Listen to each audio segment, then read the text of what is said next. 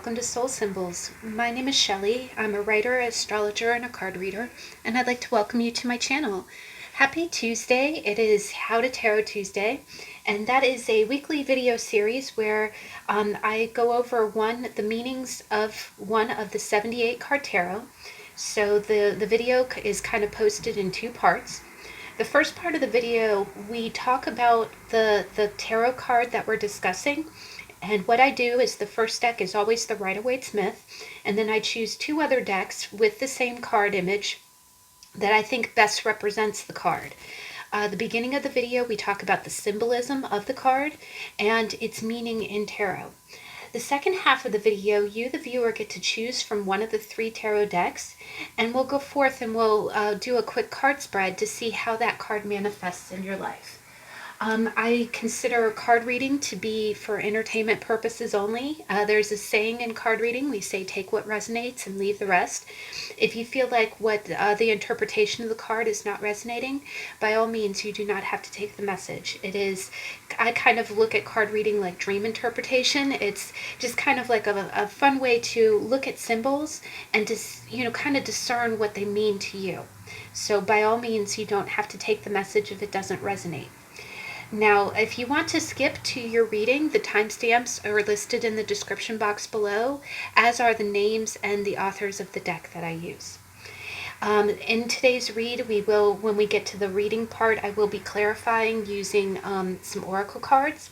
And in a minute, we'll go over, after we're done with the how-to part, we'll go ahead and discuss the cards, the decks that we're using today. Now, today we're kind of going over a very interesting card. Today we were talking about the Eight of Swords.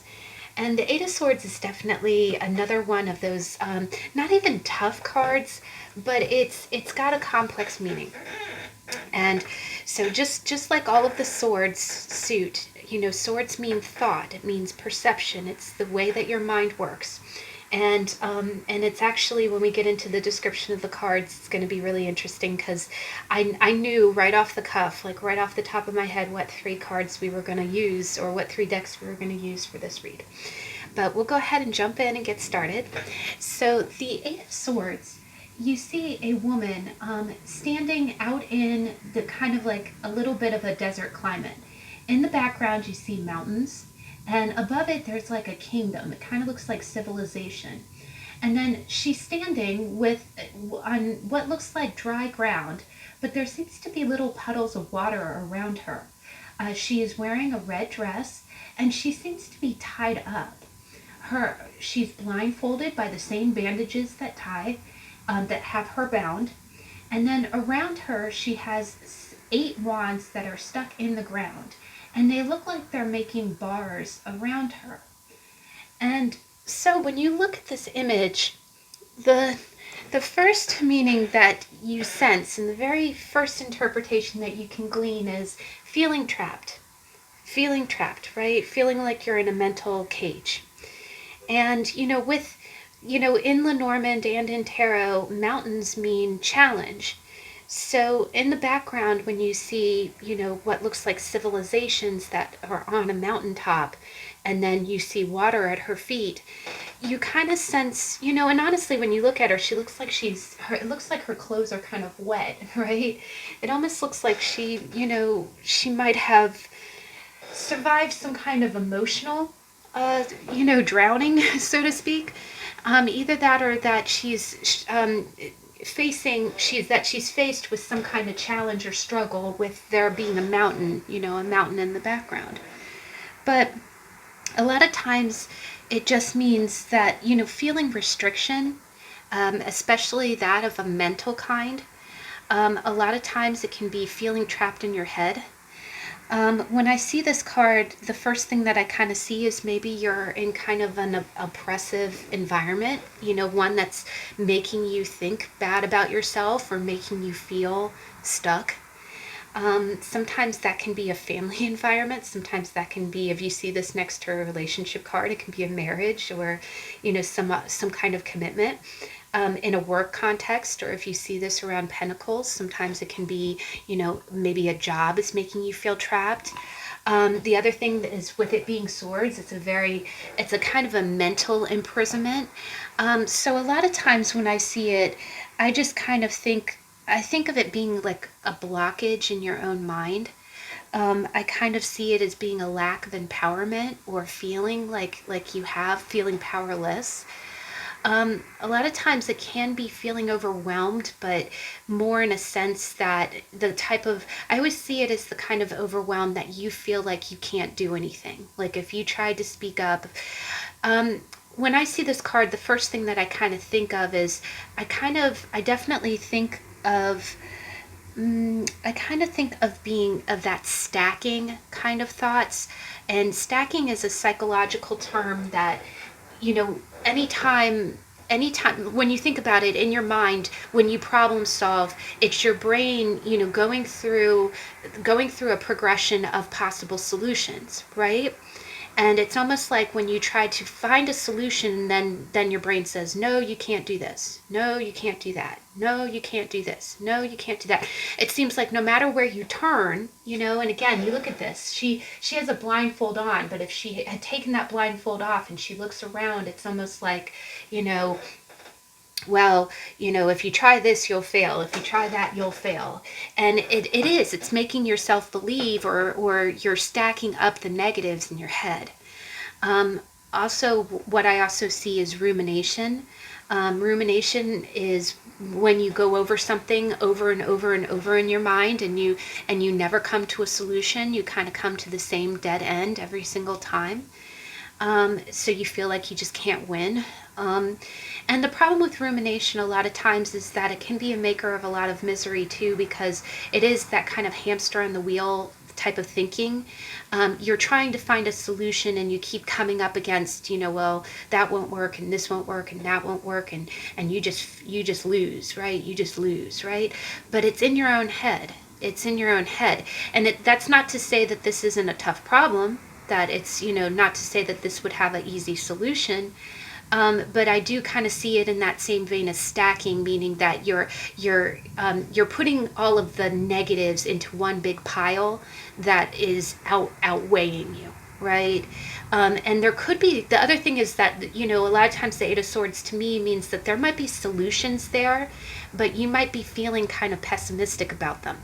A lot of times, a lot of readers look at this lady and you see that there's bandages, or she's tied up in bandages, but those bandages are bandages, right? They're not ropes, and they kind of look loose, right? They look really loose, and it looks like if she really wanted to, if she felt like doing it, she could probably wriggle free, take the blindfold off.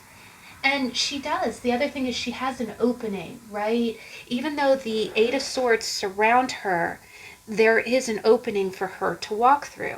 But she doesn't, the thing is she's blindfolded and she doesn't want to see, right? She's blindfolded with the same gauze, with the same wrapping that's quote unquote tying her up. So it is kind of like refusing to want to see the solution, or kind of feeling like there is no solution because you're just, it's kind of a lack of assertion. A lot of times it can be fear of the unknown. There might be a solution out there, but that solution might require that you leave your comfort zone, and you'd rather stay in the, oh, well, I can't do this kind of mindset than to actually, take off the bandages, take off the blindfold, and walk out of the situation. A lot of times it can be that you can feel like you're boxed in, right? Like you feel like you have no recourse to do something different. And that can be, relationship related, it can be family related, it can be work related. Where you just, you just kind of feel like, like you have no other choice but to continue to deal with what you're dealing with. The other thing that I kind of get is that sometimes I take this card as kind of the mental overwhelm. Like sometimes if you have a lot on your plate and you just feel like, the other thing is if you have a lot on your plate and you just feel like it's all negative, like you know, if you have a grueling workload and you just feel like, God, you know, when I complete this task, this is going to be a battle, and when I the next task is going to be a battle. It just, you know, feeling like you can't win. The other thing is that sometimes this can be, and when we get to the second card, we'll get into that a little bit. Sometimes it can be feeling caught in a mental vice. Like it can be one of those tough decisions where, no matter what you do, it's not going to be a perfect solution, is what I'm kind of getting, you know. So you're, instead of making a call that, I almost kind of read this as the not wanting to stir up anything card. You'd rather stay, you know, in the mental impasse than make waves. And you kind of see that with the water on the ground, right? You'd rather, you know, there's emotion in the situation, but you're not going to make waves. You'd rather stay stuck or stay in the mental imprisonment. You know, the other thing is that sometimes you just feel like you don't have any options. Or that you can also, one other thing that I kind of get with this is that a lot of times it is kind of the feeling persecuted card, right? Sometimes when you feel like, you know, when everybody's talking about you, right? Everyone's talking about you. You don't even, it's almost like that, let me hold still. Let me hold still and not know. It's the no sudden actions card, because if I make a move right now, I would be reaffirming what they're saying about me, right? And this can also be in a social media context, because again, she looks like she's been doused with water, right? She looks like she's been pulled out of the ocean. There's still water at her feet, and she's blindfolded and she's in a passive stance. And all those swords, you know, all those swords can be media posts, they can be tweets, they can be emails. So in a sense, it can kind of be like the, you know, the quote unquote the evidence is damning kind of thing. The other thing that I kind of get for this is that if you do see this next to kind of like a card that indicates a sudden, like if you see this next to the Tower, or maybe if you see this next to the Lovers in the reverse, maybe you recently made some kind of decision or some kind of choice that reflected badly on you. Sometimes you see this card in those situations, like those real splashy kind of media things where someone was accused of something or convicted of something, and it's almost like that right after it happens, right after the news leaks, everybody has opinions about what happened, you know, even though they, you know, everyone has opinions, right? So it's almost like you're doing nothing. You feel trapped. It's like no matter what you say, you're darned if you do and darned if you don't, is the feeling. And so a lot of times, and again, you know, her being drenched, it's almost like, let me just hold still. People are going to talk. I'm not going to make any motion, you know, movements right now because I can't, right? You know, it's almost like you wanting to wait for things to die down. Now, you know, in that same vein, sometimes it can be you feeling confused, like you don't know what direction to go. A lot of times, and again, with her looking like she just came out and got drenched, you know, it could mean that maybe you came through a really bad situation or a really bad emotional situation, and you just feel really lost, right? You know, we talked in the Six of Swords about how you have those moments in life where you just don't feel like moving. You just want to lay down and put your ear to the ground to kind of collect yourself and figure out where to go next. The Eight of Swords can be that way, but the Eight of Swords is definitely more of a lot of mental, you know, you're deciding where you go, but you don't know where to go because your mind is so full of, you know, well, this happened and that happened. Your mind is full of negative thoughts or oppressing thoughts. So it's a little bit more of a cacophony in your head at the same time as you're deciding where to go. And honestly, it's not a good card to try to decide what to do when you're in this kind of energy, because you're most likely trying to weigh pros and cons, and you're going in that ruminating kind of endless circle, you know, kind of, it's a little bit of a chasing your tail kind of mental energy. A lot of times you would be feeling at a loss, or you feel like you just, like, again, darned if you do, darned if you don't. You can be feeling, like you have, that you're just overwhelmed. And also you can kind of feel like you're floundering, like it can be after those real situations that you just, what do I do? I don't even know, what can I do? What can I do? And, the other thing is that a lot of times it can be a lot of emotional fog, and we're going to kind of get into that in a minute. It can be a lot of emotional fog where you might not completely understand what's going on. It is a lot of times it can be a sign of lack of communication. Like if this is manifesting as somebody in your life, it could be that someone's not talking, right? You see this person, she's got her head bent down, she's not talking.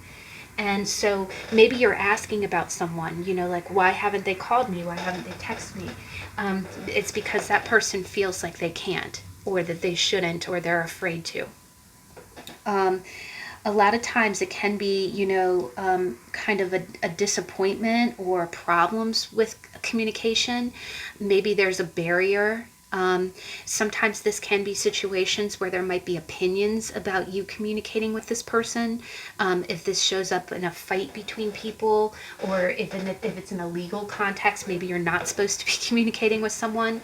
In a friend or lover context, maybe you're broken up and you really shouldn't be talking to this person, or this person shouldn't be reaching out to you. But the last thing is that you can be feeling kind of powerless, where you can see that this woman almost looks like a damsel in distress, right? She might be waiting for someone to come up and save her, right? Someone to come up and save her. She feels like, the other thing is, a lot of times you feel like when you're in that mental negative space that you feel like no one's going to help you. Like maybe you're in some kind of trouble, or again, maybe there's, the other thing is that, this is a lot of another real isolation card, where if you are being bullied, sometimes you feel like outnumbered, and that no one's going to come to your rescue. Sometimes it can be avoiding responsibility. Maybe you did something to, bring this verbal censure on yourself, and you feel trapped by what's being said about you, but you might have brought it on yourself with either your actions or something that you did or said. The other thing is that a lot of times it's just, again, waiting for your white knight to come up and save you. Sometimes in certain contexts, and especially when we get into the reverse, we're going to see how we talk about, playing the victim. Now, the second deck, I've always loved this depiction, but this is the Anna Tarot. And what you see is, you see a beautiful lady who's dressed very nicely, and she's holding a sword.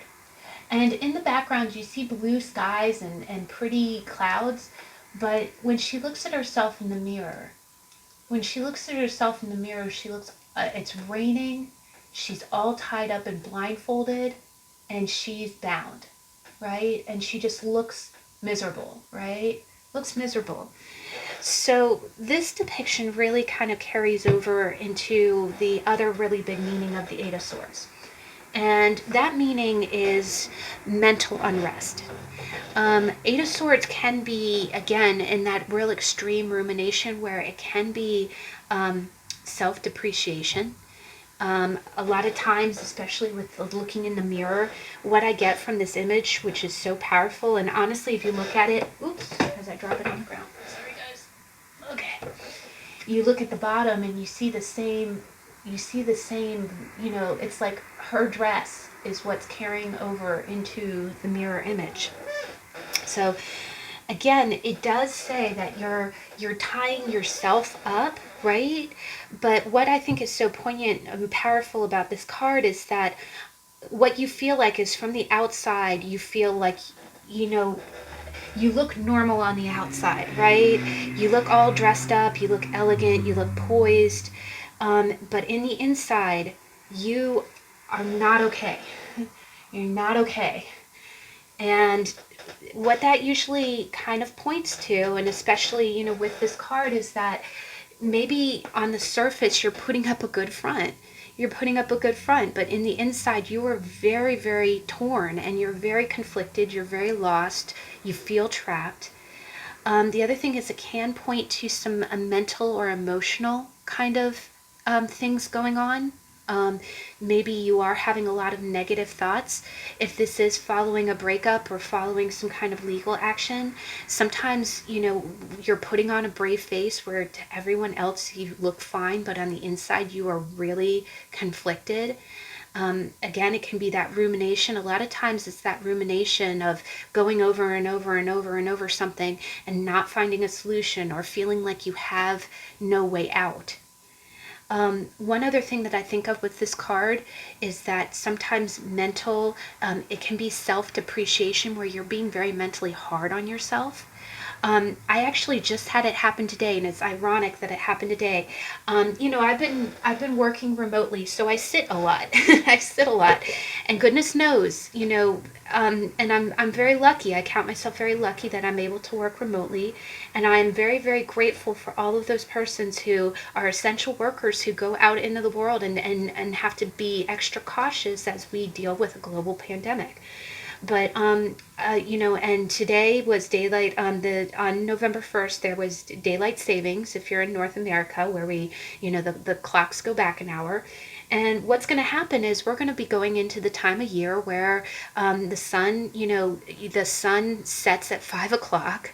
It's going to be really cold. You're not going to get a chance to go out and walk. You're not going to, and with a lot of things being closed, there's not going to be a whole lot of options for exercise. But in that same, vein, and also seasonal affective disorder, which is you get less sunlight, which is less vitamin D, less, it makes you lethargic. It has socio-emotional effects on you this time of year. It gives you the blues. Now, the other thing that I saw, and what it was, is I have a full-length mirror, and I was changing in front of the mirror. And, of course, in that mirror with the lovely lighting that we've got, I got a good old glance at my butt.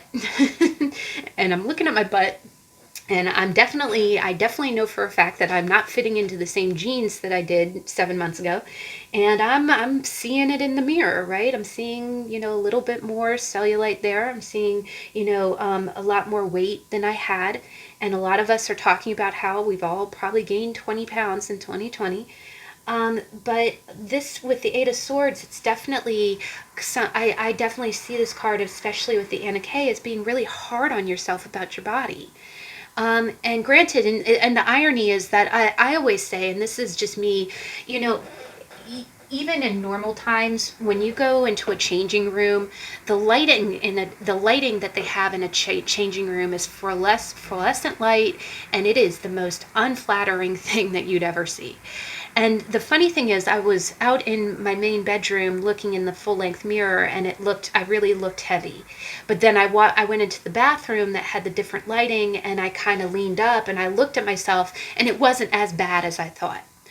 But it's still extra weight. It's still something I'm going to have to work around as we go into the winter months. Maybe trying to eat better, maybe trying to do indoor, and walking when you can. But one thing I do see with this is that sometimes the Eight of Swords can definitely be that constant. Like if you've always struggled with weight, or if there's something about your body you don't like, maybe you don't like your nose, maybe you wish that you could get a nose job, maybe you feel like, and I'm no spring chicken, I'm starting to get those, that little weight underneath your chin, the jowls. Maybe you have big ears, or maybe you don't, your skin isn't as clear as it normally would. Maybe you have to tweeze a lot. It's all these little things about ourselves that we totally rip ourselves up mentally about. And it's such an Eight of Swords thing, because it's not something that you really can change, right? And I so appreciate everyone who joined me for the full moon reading yesterday for Halloween, because we talked about that a little bit. In one of the piles, we talked about envy of other people, and I talked about how I have curly hair that's very fine, it's very thin, and looking at it, you'd think I have a lot of it, but I really don't. So it is a lot of times it's the Eight of Swords where you relentlessly beat yourself up over something. You give yourself such horrible censure about things about yourself that you either can't change or are really not your fault. You know, I have a lot of friends. I have several friends who have always, from the time they were teenagers, have tried to balance their diet because they have hereditary or hormonal imbalances. That is it's an autoimmune disease. It's something that you inherited. It's not your fault. Almost like being diabetic or anything else. It's something that it's really something that's really hard to balance. It isn't just dieting. It's a lot more than that.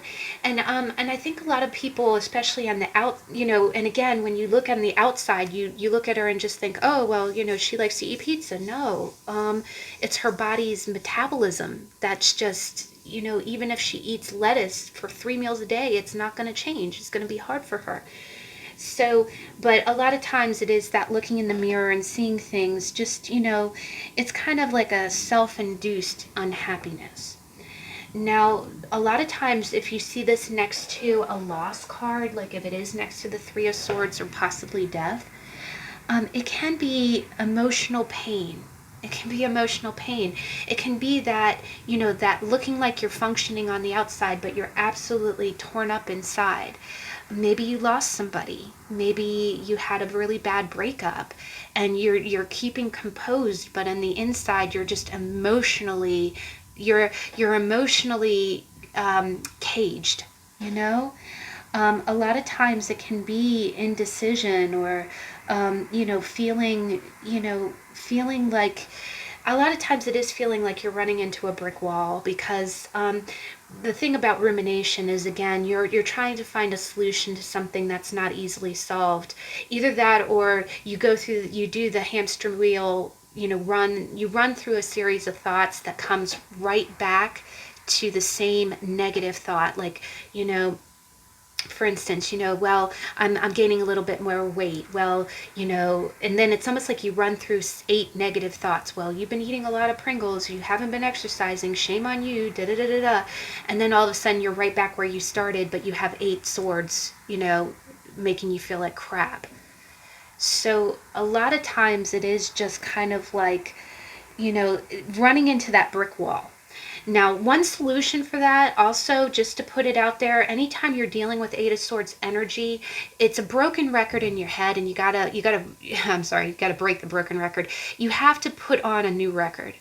And what you have to do is, a lot of times, the best way to get out of a thought pattern is to do something completely new. The other thing is that it's proven, almost like, how if you go running through grass, the more you run through grass on a certain pattern, in a certain route, it starts to kill the grass where there's a beaten path, right? You've seen that, the beaten path. And that's negative. It's actually scientifically proven. You can look it up here on YouTube or on the internet. Thought patterns create beaten paths, so to speak. They create paths of neurons in your brain. And what happens is that's what becomes a circle. It almost actually negatively reinforce a bad thought pattern because it becomes a circuit. It becomes a pattern of thought that you're used to. It's like a routine in your brain. And the way that you break the routine is you do something completely different. Completely different. Maybe also when you're feeling this kind of energy, if you're feeling kind of stuck, it's really good to get away from routine. Like if you drive the same, and I know not many of us are leaving home too much, but if you take the same driving route to go to the grocery store, try driving slightly different. Maybe it's like a half a mile out of your way, but go a new route. Go a new route. Either that, or if you eat the same things or do the same, exercise routine, try something different. The other thing is that it's also statistically proven that the more that you do the same exercise routine, your muscles become kind of adapted to it. But if you change it up, like, what is it? There was a popular, and this is probably really antiquated by the time I'm mentioning it, but there was something called like the the 90-day workout or something, or the 60-day workout. And it was like, it was this real military based where every day, I think you did have rest days in between to let your muscles heal, but like every other day you did a different type of cardio and a different type of weight training.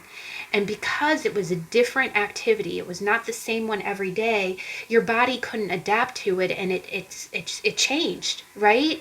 And that's what happens with negative thoughts. The moment you throw like a new thought pattern into the mix, the old thought pattern is still, like a beaten path, like dead grass in your brain. You have to forge new neurons. You have to do something new to help break out of that.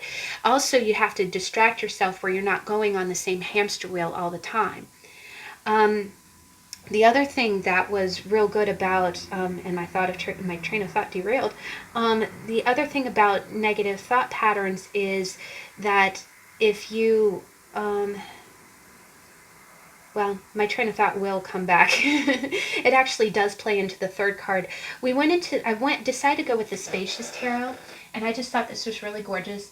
This deck is a very natural deck. There are no human images in it except for death, which is a skeleton. But what you see is a really misty scene, right? It's very clouded. It's very foggy. And you see 7 swords tied to a tree. And the last sword is free, but it looks like the ghost or the inverse shadow of it is still tied. So that really spoke to me, first off with the fogginess. The Eight of Swords makes you feel trapped. It makes you feel like you have no other choice. And that is, okay, so, not only doing things different ways, doing new things, thinking in a different pattern, or not indulging. Oh, that was the other thought I had. Sorry, it came back to me. The other thing is, if this is negative self-talk, like if you're calling yourself names in your head, there's 2 ways you can handle that. First way is you can imagine, you got to almost kind of put a face on the negative voice. Maybe, and I hate to do this is kind of not the most positive, but maybe you had a negative teacher. I'm hoping this isn't the case for you, but maybe you had a negative teacher who was always harping at you, or thought that you couldn't do anything. The next time that you start, because what you're doing is you're being your own worst enemy in your head. So either that, or if you have a book character, like, okay, here we go, perfect. Harry Potter, what's her name? Dolores Gambridge? Dolores, the crazy cat lady who wore all pink. And I love cats, so, it's a shame that, I like cats. But Dolores Umbridge. Anytime you start get that negative self-talk, well, you've got too much weight on you, imagine Dolores Umbridge's face on it, and then what you got to do is you got to look you got to, right as the thought is coming in, because again, that's the beaten grass, it's the beaten path in your head, you're used to berating yourself. You got to either go stop, like imagine in your head you're yelling back at the person, stop, you're yelling back at Dolores Umbridge and going, that's not true, don't call me that. It's almost like you have to call out your own bully in your head. And what I loved about the third deck is that it really is, it's illuminating the fact that things feel really foggy right now. You're not seeing clearly, right? All the negative self-talk, the stacking, you don't have any choice or no way to where to go, that you have nowhere to go. All of that is a lie. It's not true. You do have options. You have options. You're just not seeing it. It's almost like you're like that ghost sword. You think you're still tied to the tree. You're not tied to the tree. You are apart from the tree, and you can. And the other thing that I kind of get from this card is that what it is that everything is so foggy right now that you might have, because that one sword that's away is the Ace of Swords, remember? And we had a tarot on the Ace. The Ace is a brand new idea. It's a new thought. It's the spark of something. And what that's telling you is that you have when I get this card, especially with the Spacious Tarot, what I think of is if I'm having one of those moments where I feel trapped, well, I'm never going to be able to do anything different than this. I'm stuck. I have no options. This card is telling me you do have options. You're just not seeing them right now. There's something there. There's a sword that it got is there's an idea, there's a spark of something that is not tied to the tree. But it's so foggy you're not seeing it. Either that or you feel like you're so bogged down that you're not seeing it. So, and a lot of times you have to look at surrounding cards. It doesn't necessarily mean that you have to take any action, but it is telling you that there's options there, right? None of these women are trapped. In each one of these cards, she's free to make whatever choices she wants. The other thing is that if this does involve any type of social censure, it's going to take like if you see this card next to strength, it might take a little bit of bravery. You might have to say, I don't give a damn what people say about me. I'm going to do what I want to do. So maybe you were in kind of a heated situation and you feel pressured to not, make any sudden actions.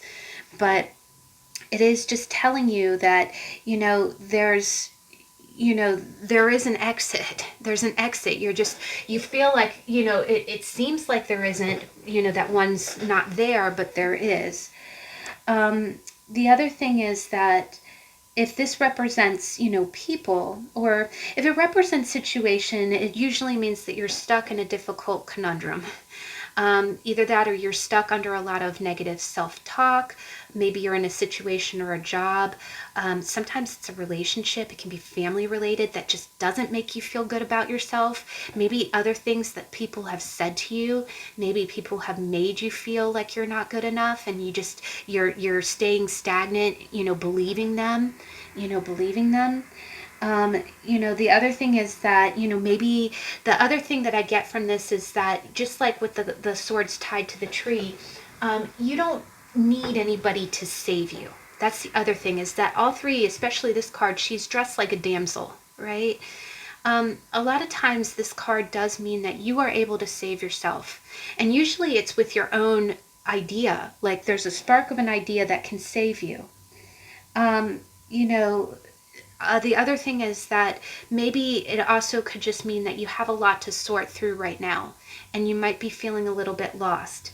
And it's okay to be lost. It's okay to be still, but don't let that make you feel trapped. That's the biggest thing. If you're dealing with a person in this energy, it usually is someone who that is trapped in some kind of situation. Sometimes, honestly, in a real world situation, it can be someone who is it might be someone who has been, like for instance, if you know someone who's not allowed to go out because their family says, well, you're not allowed to leave the house, it could be, that can be the manifestation. It could, honestly, in a very literal sense, it could be someone who is in jail. But with it being swords, it's a little bit more of a verbal kind of, I see that definitely more in the social media sense. It would be someone who's kind of not saying or anything, and someone who's taking the verbal, who's in the verbal prison. It can be someone who's kind of going in circles. If you have a friend or a family member that you see just, stagnating and just, they keep doing the same thing over and over again and they're not getting anywhere new.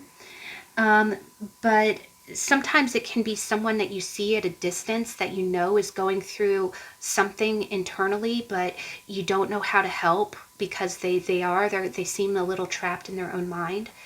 And last but not least, it can definitely be any type of person. If you see this next to a court card, especially a page or a knight, it can be a young person who's just suffering with a lot of low self-esteem. When I see this card, I usually encourage journaling and a lot of those exercises to offset negative self-talk. But it can be someone who's either feeling low about themselves. Maybe they don't feel smart enough. They don't feel like they have the right body image. Maybe they just, or if it could be someone who doesn't feel successful at school. Also, somebody, I do see this also in a social sense. Maybe someone is trying to make friends and they're not successful, and then it makes them feel really isolated. The last way that I kind of read this too is sometimes I see this card as kind of going along with the clique or the crowd, just because you're kind of you're trapped by the opinions of others and you're staying there, right?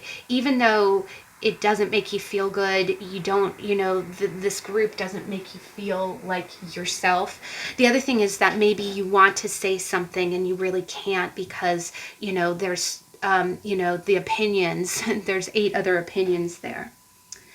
Now, and then the last thing that I kind of get with this, and definitely with all the cards, is that it could be a time in your life when you're really unhappy, right? You're not happy, but you don't know why, and a lot of times that is, that can be midlife crisis times. It can be just times when you're, you could be doing very well at work. You can be doing very well at home, but then you just have this inner discontent and you don't know what's wrong.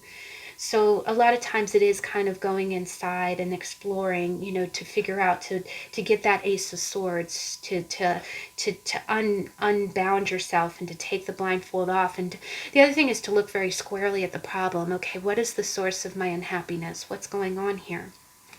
Now, when you see the 8 in reverse, the first thing that we see is the positive of it, because when a card's reversed, it usually means either that that the problem, the energy is dissipating and going away, or that the problem is intensifying and becoming more concentrated.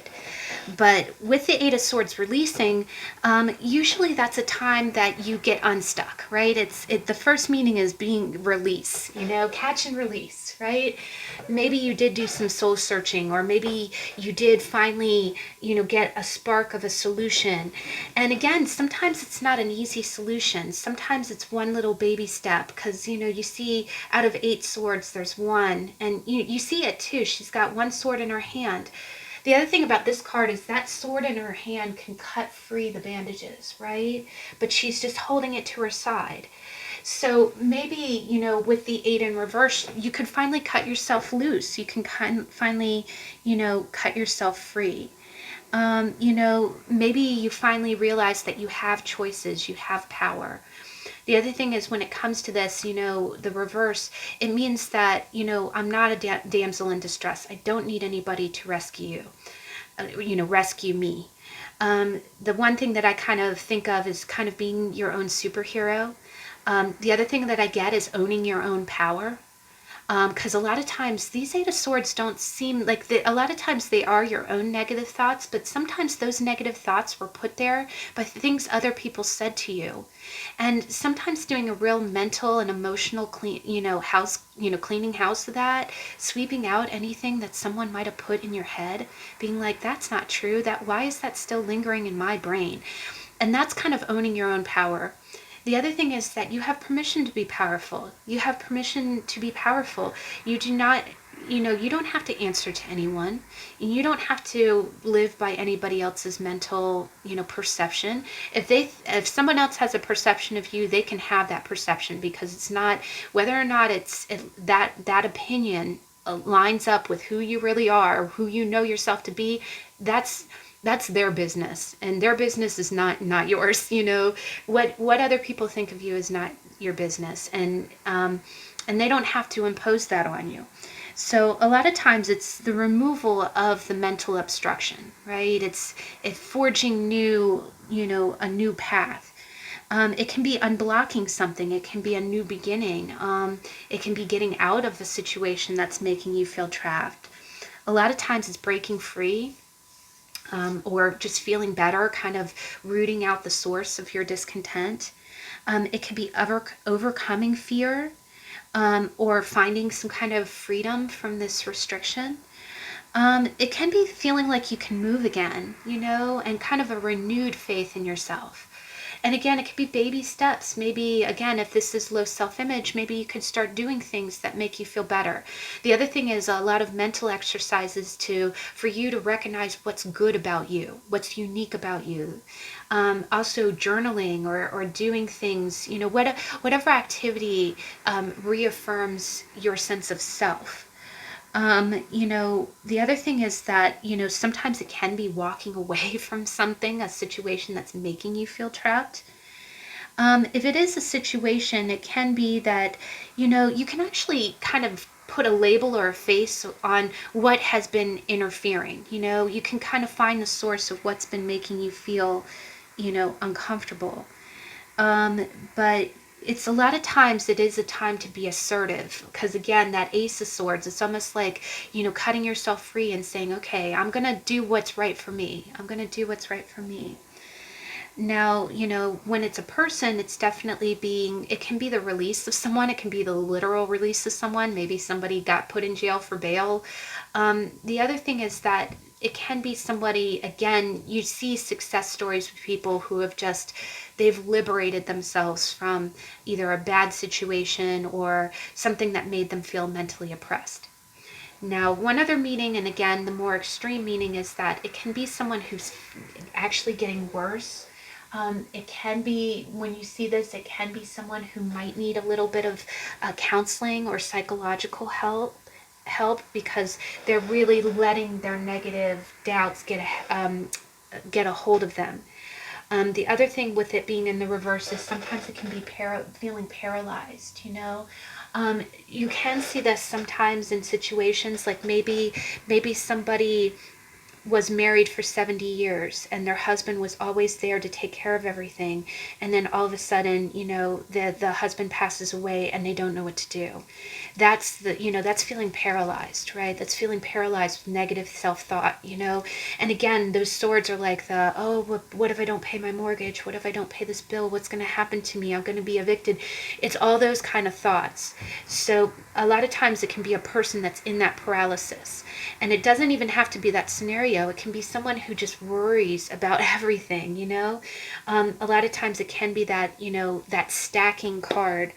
But the last meaning is that it can be somebody who does feel like lost and just like they're not finding a solution after a long period of time.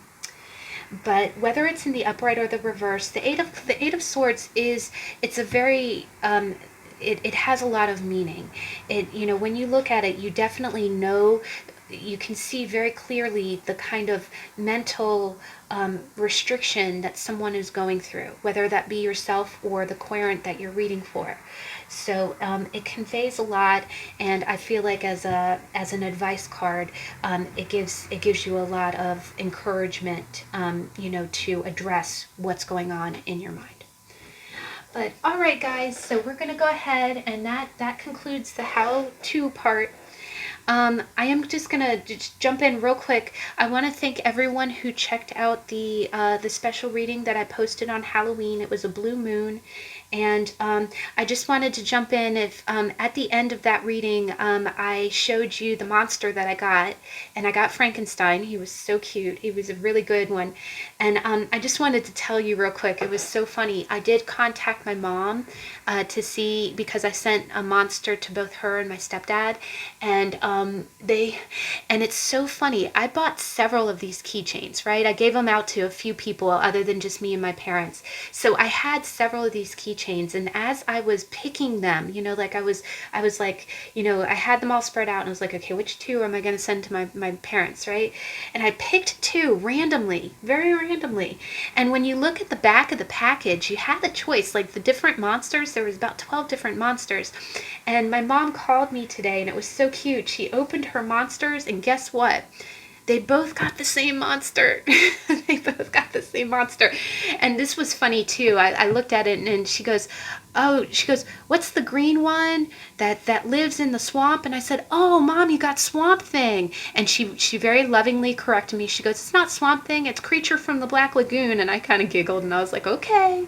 And I was like, but both of them were Creature from the Black Lagoon? And she goes, yeah. And oh my gosh, guys, I just giggled. I laughed so hard because what are the chances? You know, what are the chances that they both got the same monster? There were 12 different varieties. But I thought that was kismet because, you know, because it's my mom and my stepdad. And so I joked with my mom. I said, okay, you know, it's the next time I mail you something, it's going to be addressed to Mr. and Mrs. Creature of the Black Lagoon. And she laughed. So, you know, they got Mr. and Mrs. Movie monsters. So I just wanted to share that because I promised you I was going to tell you what monsters they got. But, all right, so back to the reading. But we're going to go ahead and we've got 3 piles here. The first deck is the Rider-Waite-Smith, and with it we have a goldstone, sunstone. And the second deck is the Anna Kay Tarot, and with it we have a beautiful smoky quartz. The third deck is the Spacious Tarot, and with it we have a green fluorite. And today we are going to be clarifying with the Soul's Journey lesson cards by Mr. Jan de Praagh. If you need more time, please pause the video, and I'll see you in a minute.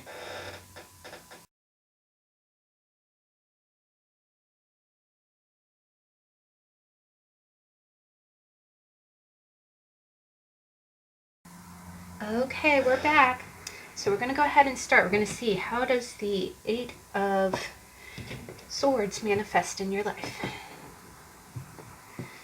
So the first deck is the Rider-Waite-Smith with the Sunstone. So how does the 8 of Swords manifest? Deck number 1.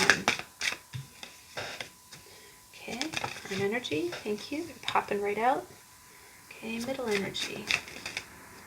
This card's sticking out. Oh gosh, guys.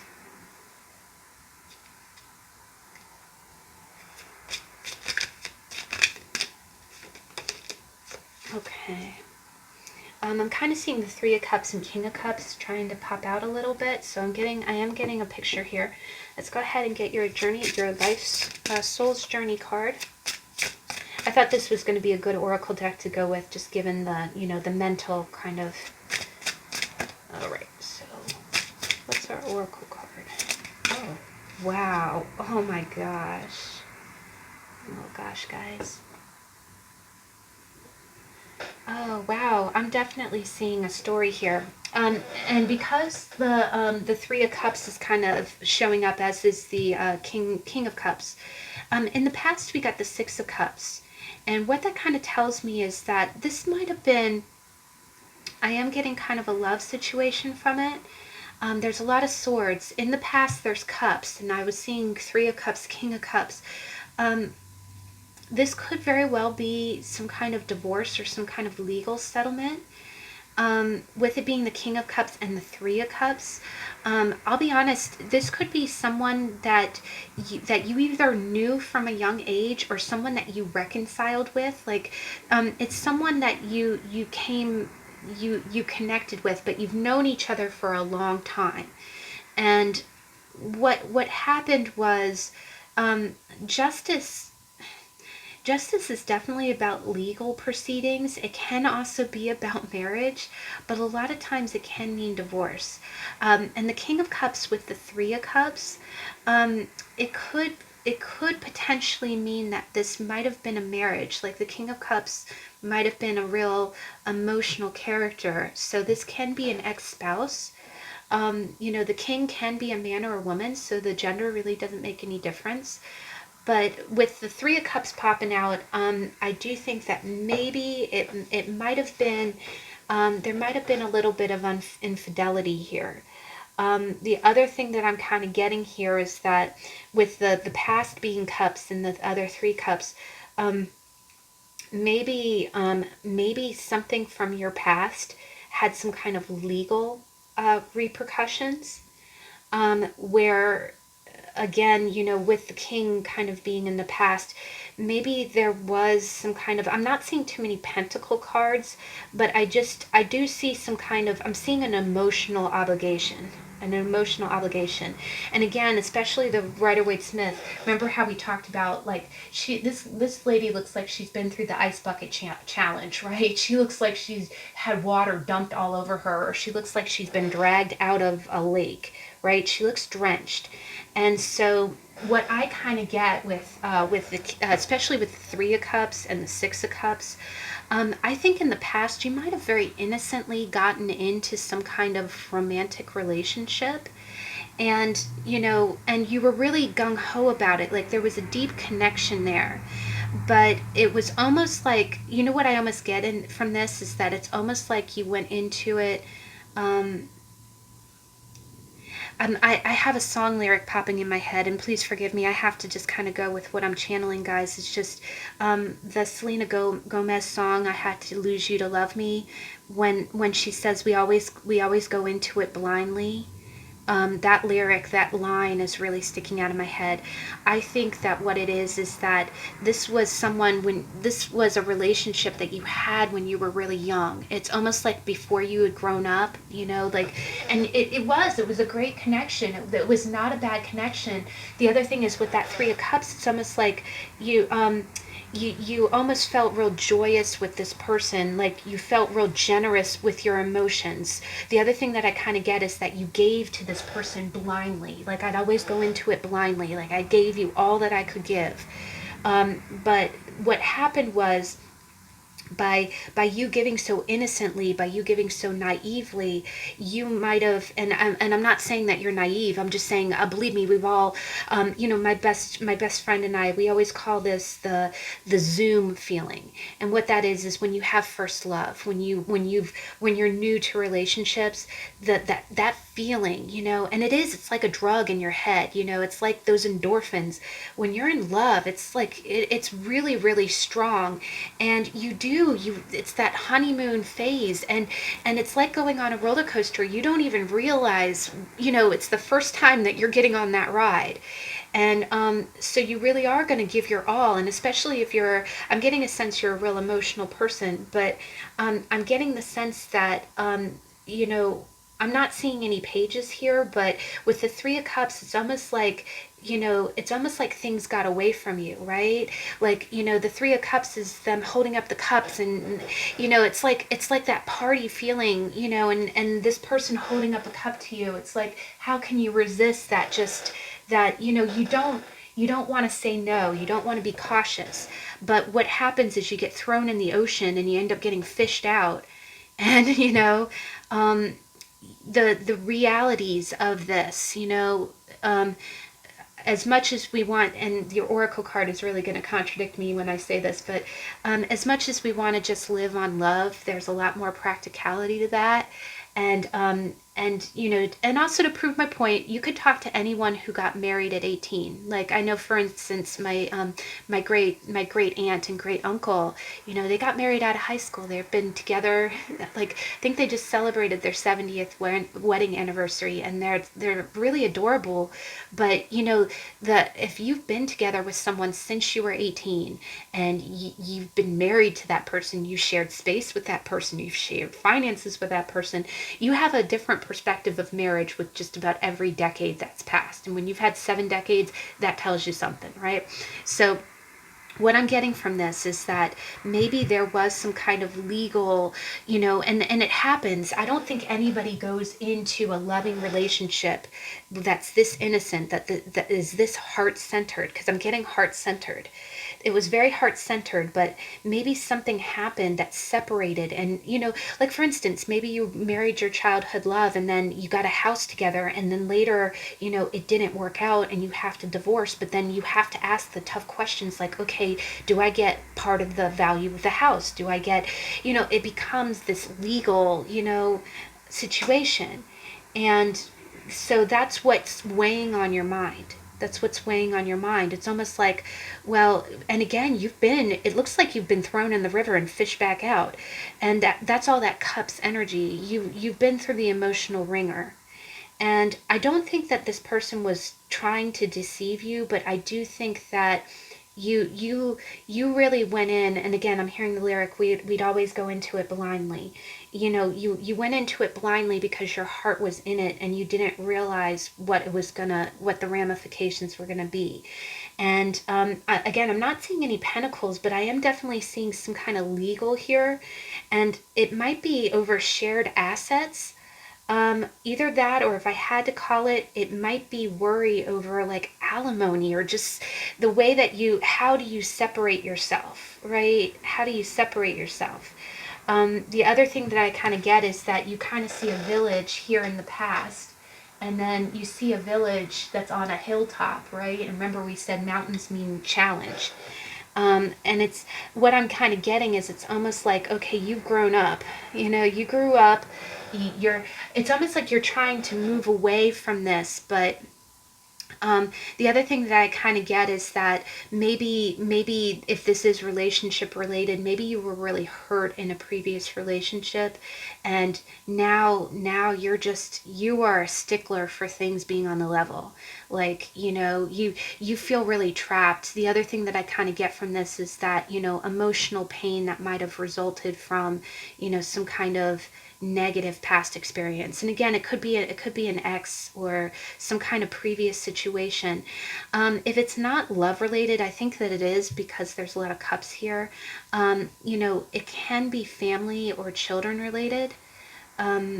Again, you might not even have been married to someone, but if you had kids or something like that, things, I know, and it's really heartbreaking. Things can get very legal very quickly, when it comes to, you know, how, and that, I just feel like that's weighing on your mind. It's weighing on your mind. The other thing is you feel really trapped by it, because the other thing is justice. She's holding up the sword, right? She's holding up the sword. The other thing that I get is that, either you're wrapped up in legal proceedings, that you're waiting, that waiting time when you're about to go back to court, or, maybe something legal is being posed against you, and you don't know what to do. You don't know what to do. The last way that I kind of read it is that maybe you are just kind of caught up in your thoughts. You want to do the right thing. You don't want to you don't want to be harsh on anyone, but you have to do what's fair. And that's doing what's fair is making you feel trapped. Like, what do I do? I don't want to come across. The other thing is, I am getting a sense of a lot of censure, and the fact that, well, in that same scenario, okay, well, I'm separating from this person. I really would like, I paid for half the house. I would like my share of it back. But if I go for my share, am I going to look like I'm being the bad guy, right? And you're stagnating. This is keeping you up at night, because you're like, what do I do? And again, all this emotion is still there. You've been, hit with the ice bucket. Now, as we move forward, and I don't want you to be afraid, we're going to be how to taroting on this guy in 2 weeks. So, there are some good aspects of this card. I know people don't like to see it, but the future, you got the Ten of Swords. And honestly, let's go ahead. Let's clarify it, guys. We'll clarify it, because that's what we do when we get the Tuffy cards. And we got the King of Cups on the bottom. But before we clarify, I'm just going to, the first thoughts that I'm getting here is that it is going to be the painful end of a cycle. It's going to be the end of this, because the other thing is that this is the 6, this is the 8, this is the 10. And it went from cups to swords to swords. I do think that this will be the end of it. You're not going to suffer anymore after this. That's the one beautiful thing about the 10, is that it means it's done. It's to put a fork in it. It's done. And that background is like, there's dark in the sky, but it seems like it's lifting. So this could be the sun rising on your situation, right? The other thing that I can get about this is that the other way I kind of read it is, it could be that you might have to put a fork in it with the other person, and that's what you were trying to avoid. Maybe you were trying not to hurt someone. Maybe this was some kind of breakup that resulted, and you do have to put your foot down and say, I need my half of what's mine, and that's really going to stab the other person. But let's go ahead and get a clarifier, because I am seeing that the King of Cups keeps trying to come up. But let's see, please clarify our 10 of Swords. Please clarify the 10 of Swords. King of Pentacles and Strength. Wow, guys, I kind of read it one of two ways. You could be dealing with a King of Pentacles guy, who's really not going to give you your due. right? You know, so this could be a situation where, again, it could be legal involving money, and you might not get the money that you're anticipating, or you might not get the settlement that you're anticipating. The other way I read it is that you might be worried about how this would make you look, but you go to court and you have to kind of stick it to a King of Pentacles, meaning that you will get your money, but what it means is that this will be done. This will be done. You're not going to have, there's not going to be any goodwill. Like in the past, there was always goodwill. That's the one thing. The Six of Cups is always that person that you don't stay mad at. But the Ten of Swords is definitely a, the unforgivable ending. You're not going to be going back to this person. If the King of Pentacles is putting it to you, you're not going to have anything more to do. This will get settled. It'll be done. It'll hurt like hell, but once it's done, you're not dealing with them anymore. The other thing that I get from this is that maybe, if you're the King of Pentacles, it's almost, I'm reading this as that there might be a win for the other person, and the other person, it's going to be a sticky ending, and you're going to probably have to pay money. You have, if this is your energy, you have the money to give. It's not going to be pleasant. The other way I kind of read this is that you might have to pay your way out of this situation, and it's going to hurt. I do almost see this as kind of a messy divorce. I see this as a messy divorce. You had some kind of merged assets with something, and in order to get out of it, and you're worried, what's happening is it's weighing on your mind right now. It's weighing on your mind. And it might have gone to court. But it's going to feel, but again, the nice thing about it is it's going to be done. It's going to be done. It's going to hurt. And the other thing is, with the Ten of Swords, you're always going to look back at it as that pain, that horribly painful experience in your life. And part of the pain is because I feel like it's probably going to make you pay something, and not to just say that, okay, it hurts because it hit you in the pocket. I do think there was genuine love here. I think the other part of this that hurts so bad is that, there was love there, and then once it's all done, it's going to be this ugly ending that you don't talk to this person anymore. You've paid your way out of it, and then it's just, it's kind of that gray, after effect, where I think it'll always stand out in your mind as to what to do or what not to do, moving forward. But the oracle card that you got, I think, is really lovely. I think it really plays into the theme. It says love, and it says, I commit to the practice of seeing the good in all things. So, and again, I know when you see the Ten of Swords that you don't want to see the good in all things, but maybe, I was thinking about this the other day, how pain is pleasant, but it's a very fast teacher. It's a fast teacher, and goodness knows, it seems like affairs of the heart are the things that we learn pretty darn quick, and it does, it hurts. The other thing is that if this is your energy, if you have to stick it to someone else, I don't think that's something that you want to do. But if it is one of those situations where someone's trying to sue you for I would kind of sometimes kind of see this spread as the person who's trying to get money out of someone else, like they'll come along real strong. But the Six of Cups is someone that you know really well. It would be someone that you trust. There's kind of genuine love there. And I don't, it's a shame that it would end that way. Yeah, we got the Five of Swords. So, yeah, again, however it plays out, if you are in a legal situation, whether you end up not winning and owing to someone else, or whether you end up sticking it to someone and getting your due, just try to remember that, this is not a pretty situation. It does warrant, having a lot of, a trapped mindset, but try to remember that there is good still out in the world. I think the other thing that you feel here is that it might impede your trust in people moving forward. Maybe you think everybody's just out to get you, or you might not trust emotional relationships. So just know that, it doesn't always turn out this way. Yeah, there is a zoom to falling in love, and sometimes we have to keep ourselves in a balanced mindset. But I do think that the one beautiful thing about the conclusion of a cycle, even if it's the Ten of Swords, is that that's the apex, right? You're not going to get any more pain from this situation after that. So at least, it is going to be kind of like ripping the Band-Aid off, but at least you'll get it done, and then you can move forward and, move forward with love in your heart. But, wow, guys, oh gosh, that was a strong one, but, it's still positive, though. Still positive. As we How to Tarot and as we go through this, I really, there are no bad cards. There really aren't, There are some challenging ones, but they're not all bad. All right, moving on. We've got the Anna K Tarot and the Eight of Swords. I'm just going to do a very quick shuffle.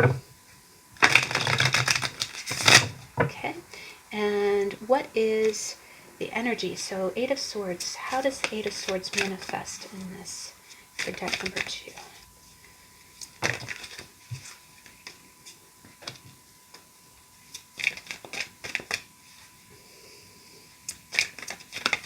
Okay, current energy.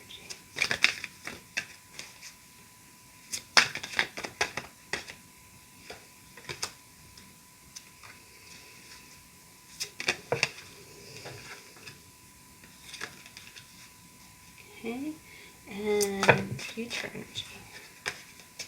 Oh, wow, guys. Oh, we go from the 2 to the 3. That's very positive. I like that. Okay, and an oracle card, please. Oh, okay, this was sticking out, so we're going to go with it. Okay, guys, deck number 2. How does it manifest in your life? So let's go ahead and see. In the past, you got the Knight of Swords. So this is a really interesting depiction. You see a knight in armor, and what it is you see a castle that's like on fire, right? And when I see this image, the Knight of Swords goes on missions, and he's a communicator, right?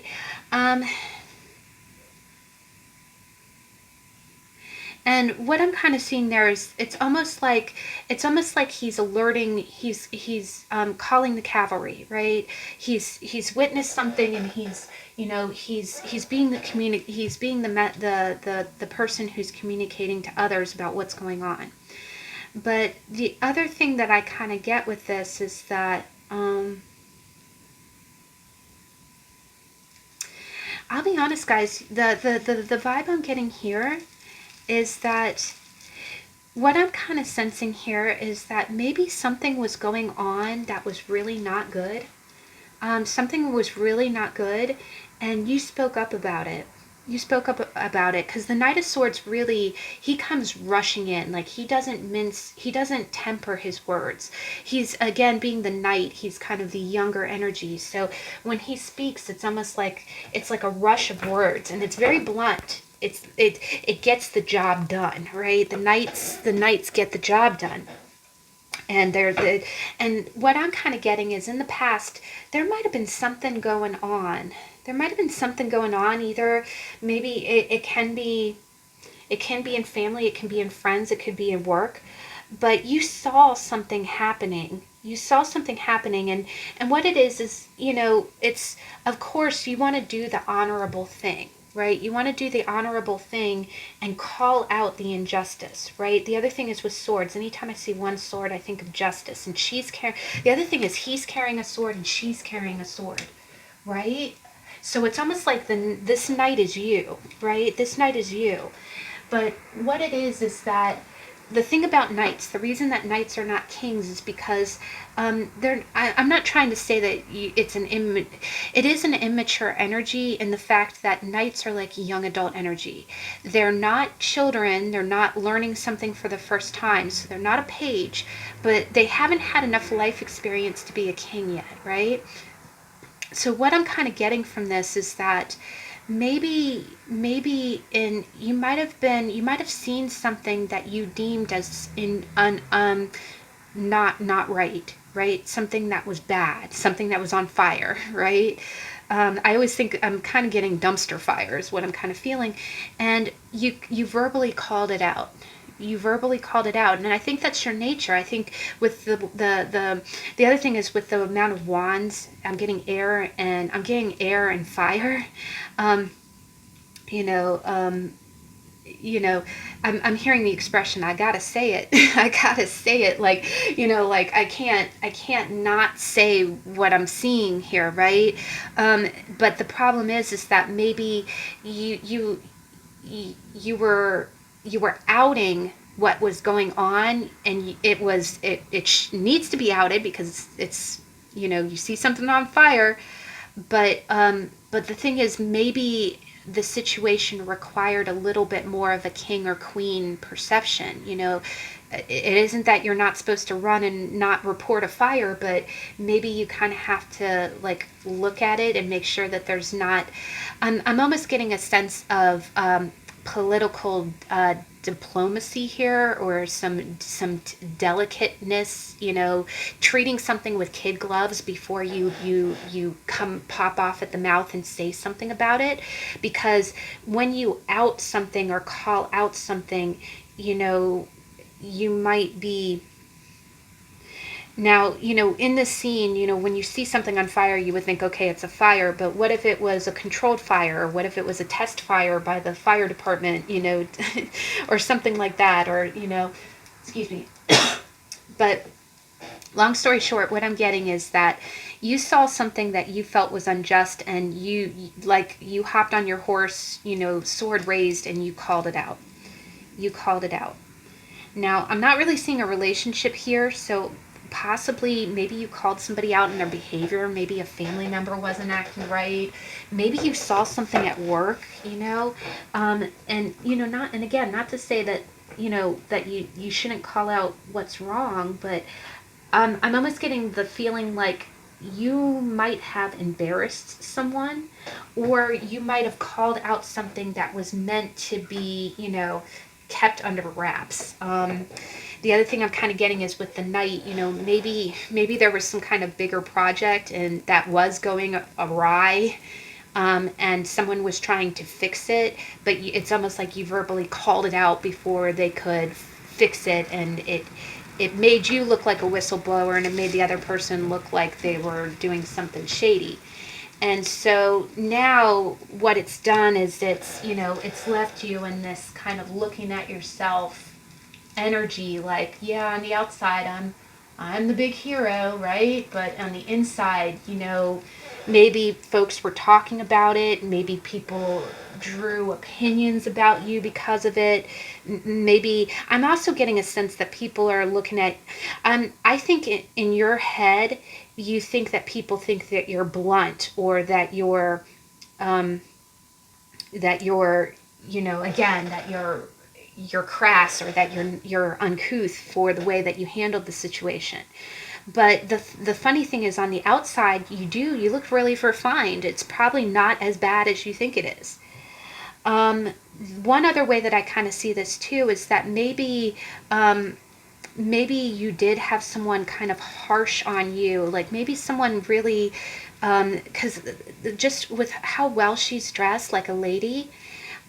Maybe when you were growing up, maybe through high school, because the other thing is Knights are kind of the early 20s. So I kind of think of, the senior in high school, or the freshman in college. I'm sorry, it's really windy outside and I'm hearing loud booms. I'm hoping everything's okay. But what I'm kind of seeing here is that young energy is that sometimes people, kids can be really cruel. And especially when you're at that time in your life where you really, you want to be seen as beautiful, you want to be seen as, a catch. And even though you're in college, or, in your early 20s, those are still very awkward years. You're still developing in a lot of ways. So maybe you did have, maybe you just were around a lot of immature men. Or maybe you had one experience with a guy who was just, had no filter, maybe he looked at you and was like, God, you got buck teeth. What's wrong with, or God, your hair's ugly, I did, I've had a lot of experiences like that. I've had, some really immature guys, I had, one person look at me and go, well, my girlfriend's way prettier than you. And I'm like, okay, well, go talk to her and stop talking to me. It's kind of like, and I hate to be mean like that, but it's like, okay, why are you opening your mouth to say that to someone? What is wrong with you? I'm sorry. There are moments where you're like, didn't your mama raise you right? Smack you over the head with a flip-flop. What's wrong with you? But it happens, right? It happens. And a lot of times, and I try not to, again, I try to understand where people are coming from. A lot of guys, sometimes that kind of immaturity, they want to feel big, so they'll make someone else feel small. But what I'm kind of getting from that is that maybe you had somebody in the past, and maybe, again, I'm getting like a high school or early college kind of years that made you feel less than adequate.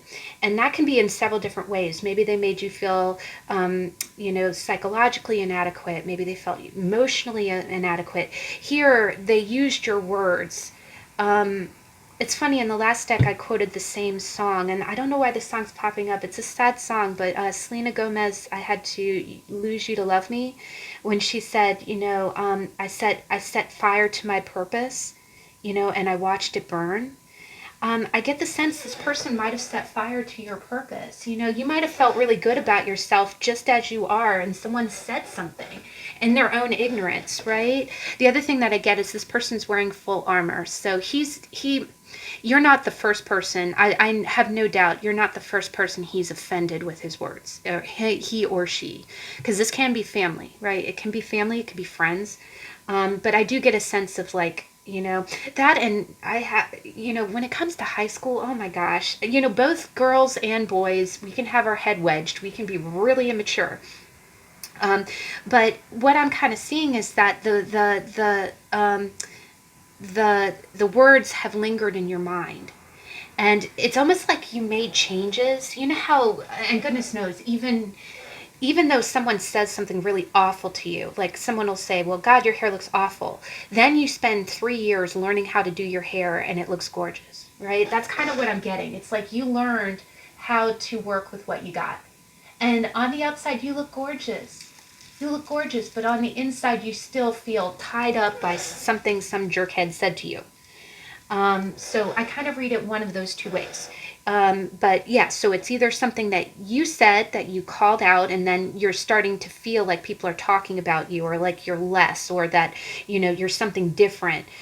Either that, or someone put some kind of perception in your head, because he's carrying a sword and she's carrying the same sword. So it's almost like, someone gave you some kind of negative self-thought, put the spark of that idea in your head. And even though you do all the things to feel good, maybe someone called you dumb because maybe you have dyslexia and someone said that you were dumb.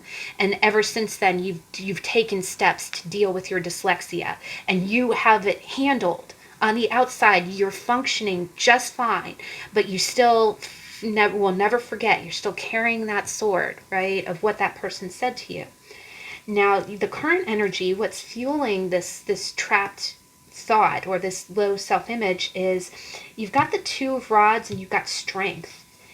And wow, guys, I really do get the sense you're feeling. I'm getting a strong sense of feeling lost.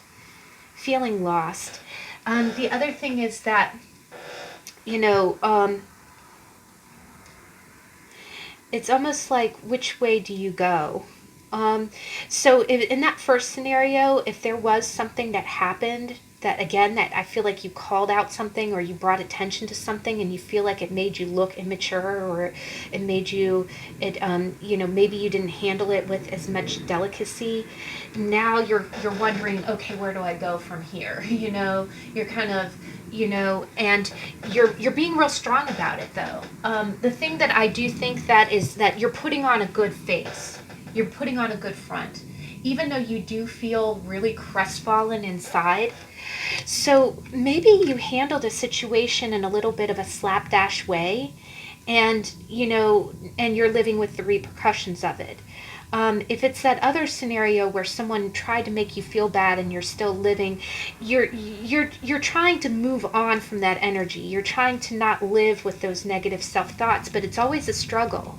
It's always a struggle. Again, you know, the strength card is like, you know, that cat is your inner primal drive, right? You know, and I see this, you know what it is that I think you keep yourself healthy, but you do still have that negative voice in the back of your head, but you keep it on a leash. You keep it on a leash. But you know what I'm also seeing is that maybe, you know, again, you're trying to go on with your life. You're trying to make decisions that are not based on any of this negative self-talk, and it's a struggle for you. It's a struggle. And on the outside, you've got it pulled together, right? I'm seeing two ladies here, right? You know, I'm hearing that song, She's a Lady. Oh yeah, she's a lady. So you are a lady, or if you're a guy watching this, you're putting on a brave front. You're putting on a brave front. Maybe you did kind of approach something kind of impulsively in the past, and you might be worried that this is going to have some kind of ramifications, and what am I going to do about it? But you got to you're keeping the negative self-talk in check, but it's taking a lot of energy. It's been weighing on your mind, and you don't feel good enough. You don't feel good enough. But the funny thing is, on the outside, you look the part, you know. The other thing I'm kind of getting is sometimes you got to fake it to make it, you know, because the knight is on his way to being a king, you know. And honestly, it takes those, part of my French, it takes those screw ups, takes the F ups to teach you this, you know. Once you've fought a few fires, then you learn. But what I really love about this energy is that moving forward, you got the Three of Rods. So you are going to pick a path, right? And you're going to be on your way. The other thing I get is you got a really bright horizon in front of you. So, you know, the thing is, it's the same sunrise. It's the same sunny background as strength. So, the other thing about strength is that is the Leo card. There is the Virgin and the Lion, and so that can be a cusp of Virgo and Leo, Leo and Virgo. But I always read that as the ego card, because it is Leo is about the sun. It's about the sun, and it's about one's ego, one's self-esteem. But whether this is old scripts in your head about your appearance or how adequate you are trying to get away from that, and it's taking a lot of strength, and you're learning, right? Because these are coping mechanisms. You gotta, if something was put in your head that's not true, it takes time to and you are free, right? The other thing is, whatever someone said to you in the past, you know, you don't need to keep it around, you know. But I know exactly how hard that is, you know. You can't just forget what's made you change. Also, if it's some kind of situation that you didn't handle right, just know that that's going to develop you, right? Sometimes being in that Eight of Swords energy and feeling kind of stuck, it's what gives you the muscle strength on how to handle those difficult emotions.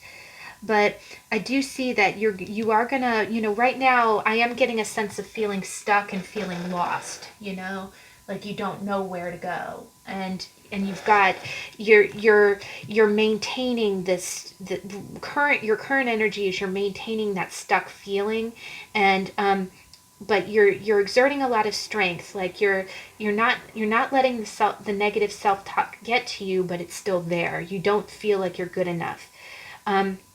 The other thing is, if this is some kind of work situation, maybe you feel like you're not good enough based on some kind of previous event, and but you're exuding a lot of strength. You're resisting, you know.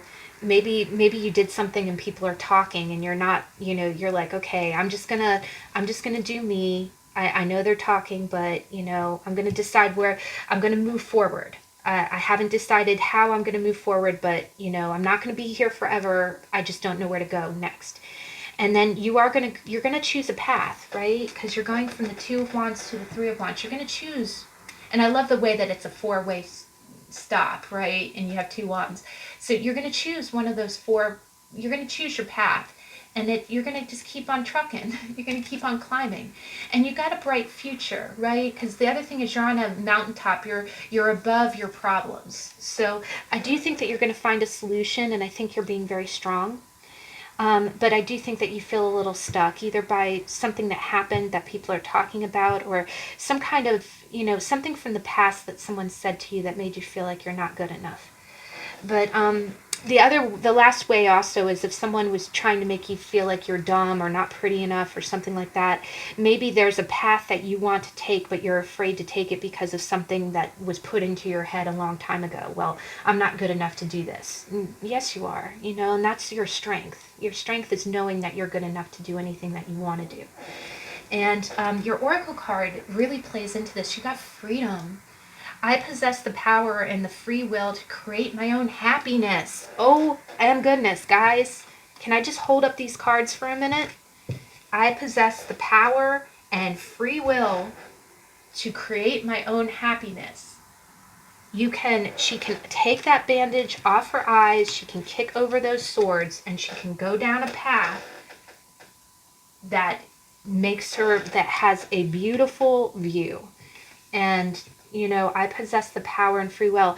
I think some kind of situation or some kind of negative voice is making you feel powerless, and I think you have the freedom to just knock that snuff out. And but that's really beautiful. The other thing about the Three of Rods is that that's a progression. You're going from 2 to 3, so you're going in the right direction. And you're finally moving. But definitely, I know this is a toughie card because, I never like it when, cards tell me, well, it's all in your head, just get over it. Yeah, how, how? But, and you do. I think it's, the way that you would do that is just knowing that, we talked about owning your own power and knowing that you're a free person. You can do whatever you want. All right, so deck number 3, the Spacious Tarot. I'm so glad to see this deck. I use it a lot for my own, card pulls. And we did get a request. We got a wonderful request that asked, can I do a video that shows my deck collection? And I can totally do that. A lot of my How to Tarots are long. It would probably be a little bit of a long video, but I could put timestamps in it. The only thing that I'm kind of shy about is that it's quite a few cards. Tarot readers joke about how, we have a lot of decks, so I'd be a little nervous about that, but if you guys want to see it, we could totally do that. All right, so deck number 3. How does the Eight of Swords manifest in your life? Okay, and current energy.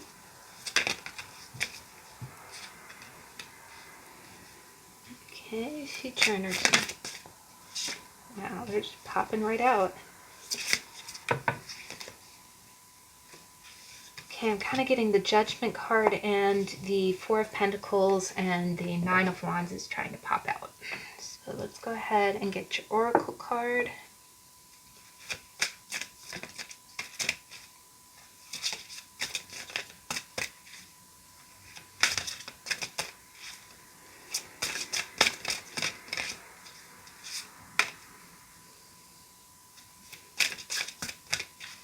It's your Oracle card.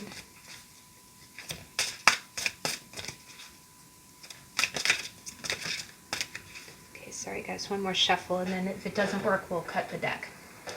Okay, what's the Oracle card? Oh, there we go. Oh, that's a beautiful card. I like that one. All right, guys, so let's see here.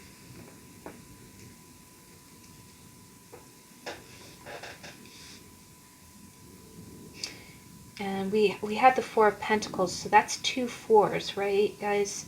The Four of Pentacles was trying to pop out as well, and 4 and 4 is 8. And we're going from the Four of Cups to the Six of Cups in this progression. Wow, guys, I definitely see in the past, you got the Four of Cups, and this is a really beautiful rendition of this. You got 4 cups sitting on a rock, and it looks like it's in the middle of a very, fast-moving stream. And underneath it, we've got the Child of Pentacles. So I kind of read that one of 2 ways. I think in the recent past, one way that I can kind of read it is that maybe you have you have been kind of avoiding relationships, or you've been kind of keeping um, what I kind of get from, especially from this imagery. I really think this card will probably be in the How to Tarot for the Four of Cups, but the Four of Cups in here, it's very difficult to get to that rock, right? You can see the Four Cups sitting right there. It's like they're waiting to be, they're waiting for someone to just come pick them up. But traversing that river, you've seen rivers that are really strong. If you take one step into the river, you're gonna, your foot is gonna be swept away, and it's gonna take the rest of your body with you, right? So it's like an obstacle course, right? It's what I'm kind of getting is that it would be, it's almost too much of a challenge to, it's like you're looking at those cups, and those cups are love, right? Cups are love. And the Four of Cups is really like a lethargy. It's like, something's being offered to you, but you don't want to come out and take it. And here, what it's kind of saying is, it's like you could get, you could go pick a cup. I get the feeling like you could reach out for love, but it would just take a little bit of work. You'd have to figure out how to hop onto the rock and pick your cup. And you're just not feeling motivated. You're not feeling motivated. It's almost like that that would be a great reward, and you would have your choice. Which cup did you want to choose, or maybe even all four. So I'm kind of getting that sense like there's a lot of love right there just waiting for you. But when you see the rushing river, water means motion. What I'm kind of sensing here, and especially with it being the four and the four, and the Four Pentacles is really playing into the Child of Pentacles too. I don't think that you're trying to go after those cups. I don't think that you're standing on the side, on the bank of the river, because you want to. I'm getting the sense like you just feel like it would be too hard right now, right? It would be too hard. I think you're looking at those cups as valuable. And what I'm kind of seeing here, I'm sorry, just trying to say this where it makes sense. It's almost like you can see that there are people out there that you can connect with, right? Because we talked about the Eight of Swords, about how, the Eight of Swords is being in that prison of your own mind. And I'm getting the sense that that prison of your mind, because we got cups here, is that prison of your mind is making you say, well, I can't connect to anybody right now. I see them sitting right there, maybe one of those cups is your mother, maybe one of those cups is your cousin, one of them is your best friend, one of them is that, that boy or girl that you've had your eye on, that you have their phone number, you could text them, right? So what I'm getting is that you could get to those cups. Those cups are available to you, right? Meaningful, and the Ace of Cups is a offer of love. And these are different cup shapes. So you might have options in love. That might be a choice of one of four people that you could reach out to. But what you're seeing is that there's this rush of emotion that's acting like a barrier. It's acting like an obstacle course between you and hopping onto that rock and picking a cup. And it's almost like you don't, if, what's that TV show, American Gladiator or something, American Ninja, where if you've done, almost like training for a marathon, if you've done the exercises where you can, go through the obstacle course and get to the other side, and what you're feeling like is you feel like you're not ready. You feel like you're not ready. The other thing is that something about this water is making me feel like it would be too much of an emotional, because remember, that first card, you see her looking like she got fished out of the river, right? I think, this card doesn't have that, but what it's kind of telling me is that you have it in your head that you don't have the energy. You don't want to be put through the emotional, you don't want to go through the emotional bath. You don't want to slip and be, carried down river. Maybe the other thing is that pentacles do mean the physical body, as well as physical, like money. So maybe you just don't feel like, you don't feel like you're ready, or able. But the vibe I'm getting here is that with the Child of Pentacles, I think that you think, um, I think what's happening here is that this is going to be an obstacle, this is going to take effort. And what you're doing is, remember how we talked about the Eight of Swords being stacking? Like, well, I can't do this because of this, and I can't do that because of that, and I can't, you're stacking up all the negatives of why you can't do something. I think you're stacking up the negatives of why you can't pick a cup or why you can't connect to people in your life. And it's almost like you saying, like, well, I don't have the emotional energy. I don't want to get wet. I don't feel like I haven't been training for a marathon. If I try to jump on that rock, I'm going to miss, and then the river's just going to throw me over a waterfall. And, I forget how many points is that in Dungeons and Dragons when you get thrown over a waterfall. I know it's instant death. I don't think there's a roll that can save you. But it's kind of that feeling. And the other thing that I'm kind of getting here is that you're still looking, because you see this is a vantage point. You're still looking. I'm almost getting the sense like you're still checking to see if the cups are still there. And you're learning how to save your money right now. So what I'm kind of getting is that, I'm kind of reading it one of two ways. I always say that, sorry guys, but I do. I read it one of two ways. You either have kind of a selection in love, but you want to have enough money to do.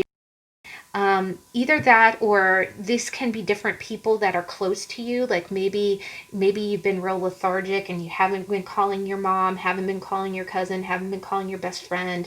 And you want to reach out to that cutie that has your attention, but it's almost like you want to be ready. You want to be ready physically, and you want to be ready. You want to be ready with what you value. And I know that sounds crazy. If you're a guy watching this, I know that having enough money is very important.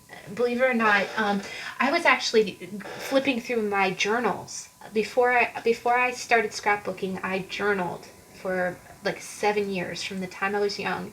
And I have some amazing articles in there. I have like 20 notebooks, like binders of journals. And one of them was this article that I had taken out of a woman's magazine that talked about why guys feel less than adequate, and again, the Eight of Swords, you feel less than enough. And they said that, guys, if when they feel like they're broke or they feel like they don't have enough money, that really affects their self-esteem. Because when you think about it, okay, if you're making the effort, if you're gonna do the one-man obstacle course to get past that raging river and to pick a cup, you don't want to have empty pockets. And the article was interesting. It said something like well, there's $150 for okay seats at the theater, and then there's drinks and there's dinner, and you want to show that you can provide. You want to show that you can provide. So again, whether that's choice of four cups romantically, or maybe you're refraining, you're kind of holding back, and you're worried, you're stacking up the negatives. Well, I want to call my mom. Like, my mom lives in Florida. I want to call my mom, but then she's going to say, why don't you come visit me? And that's so it's almost like you're doing the little bear thing. Like you're trying to save up enough money. One other way that I can read this is man or woman. Maybe you have a child. Maybe you have a child, and your first, the root of this is that, their priority, they're a priority, right? You take care of your child first, and then, dating or connecting with people comes second. And, and again, it's a challenge. Nowadays, it does feel this way, taking time, even though we're at home all the time, taking the time to reach out and maintain connections, it's very emotionally laborious, and it is financial as well. It's financial, because if you want to see someone, it does normally cost money. And the other thing is that I'm almost getting a feeling like you don't want to start anything that you can't finish. You want to, if you start something, if you start connecting to someone, you want to be able to be reliable, and it's almost like you have to have all of those priorities, more than enough money. And when I saw the Four of Pentacles, I was thinking that it's like you're feeling like a lack, like you feel like you don't have enough money. And then your present energy is that, again, we talked about it, it's a little bit of a foggy scene, and what it is, you know, the Ace of Swords, one sword is the spark of a thought, it's an idea, it's a solution, right? And here you are thinking, you know, what it is that you do have a solution. You could, you know, you could pick a cup, there's a solution to this situation, but you might not be ready yet, or you're feeling kind of like you're in a middle place. Now, what's beautiful about this is that you've got Judgment and you've got the King of Wands. So, wow, guys, and again, you can be a man or a woman in the King of Wands energy. You've got a real calling going on right now. You've got a real calling, and it's, you know, the King is a mature energy. And with this, it's a magic wand, and it looks like, you see the magic wand looks like it's conjuring up fireworks, right? This is a very, very powerful energy.